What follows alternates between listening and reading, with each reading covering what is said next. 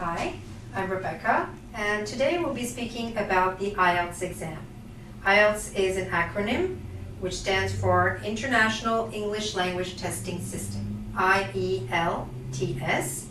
And basically the Ielts is an English proficiency exam to test your knowledge of English, how well you can read, write, speak, and understand English. All right? If you're considering doing the Ielts, it's possibly because you're planning to study abroad, or you're planning to move to another country, or for some other purpose.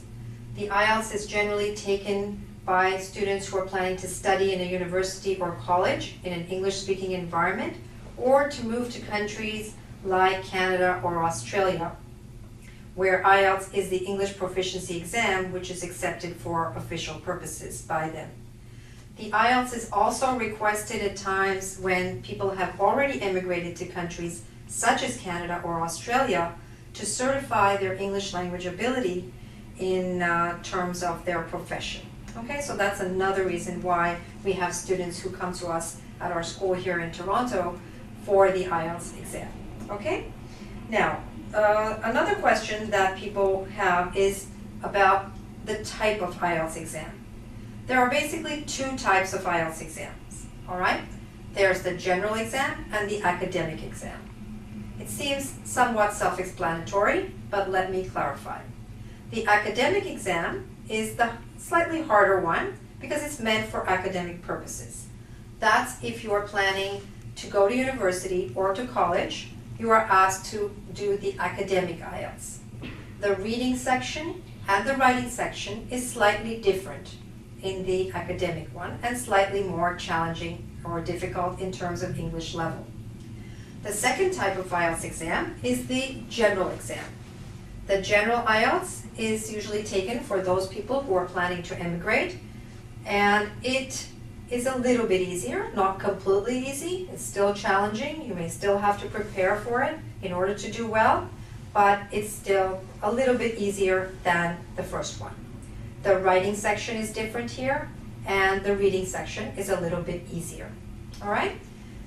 Another question that we are often asked about the Ielts is regarding the scoring. In the Ielts, if you get a 9, that would be fantastic, because that's considered the highest score which you can get on an Ielts exam. The Ielts scores are represented in terms of bands from 0 all the way to 9. You can get a full band, like 1, 2, 3, 4, 5, 6, 7, 8, 9, or a half band score, like 6.5, 8.5, and so on. If you get a 9, that would mean that you are an expert user of the English language, and I hope you can aspire to that. All right, now what happens on the exam in terms of scoring? Well, as I mentioned, there are 4 sections: reading, writing, listening, and speaking, and you get 4 separate scores on each of these sections. So you could get a 7 in listening, or a 6 in reading, and so on.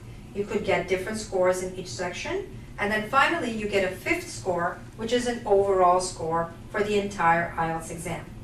Now, depending on the purpose for which you're doing the exam, you might be asked for an overall score, usually of 6.5 or 7, or you might be asked for a specific score in a particular section, or some combination of that.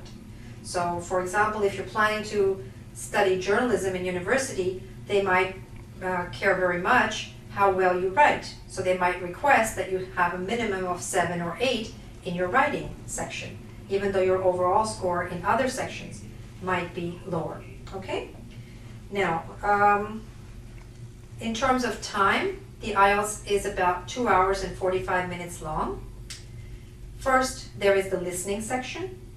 In both the general and the academic Ielts, this section takes about half an hour, and everybody does the same listening section. The thing to remember about the listening in the Ielts is because the Ielts was created by the British Council and, let me just check, the Ielts Australia and the University of Cambridge Ielts Exams, this tends to be an exam of British English and sometimes Australian English.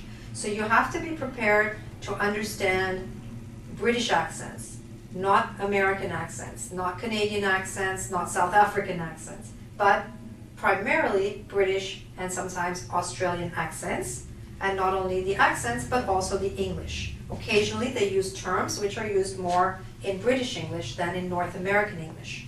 So if, for example, you've been preparing for the TOEFL, you want to make sure that you also spend some time listening to British English in order to prepare for this exam. So that's the listening section.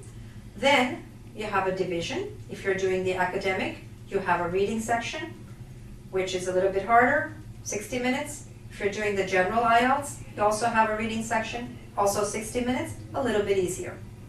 Next, we come to the writing section. In the academic IELTS, you have 2 tasks and 60 minutes. In the general IELTS, you have 2 tasks and 60 minutes also. In both of them, you have to do an essay, which you should take about half an hour for. You are asked to write about, you should take 40 minutes for that one. And you have to write about 250 words, about 4 or 5 paragraphs, something like that. An essay topic, 1 essay topic. The second task in each case varies. In the academic IELTS, you are given a graph or a chart or a table, and you're asked to describe that information in writing. In the general IELTS, you're given a letter assignment, and you have to write a letter. It could be a formal letter, a semi-formal letter, or an informal letter to a friend requesting something. And for this second task, you are given about 20 minutes. The essay, in both cases, scores more points, and you have more time for it. The last section is the speaking section. This is an interview with an actual examiner. It takes about 11 to 14 minutes, and it's the same test whether you're doing the general IELTS or whether you're doing the academic IELTS. So the last question is, how do you do well on the IELTS?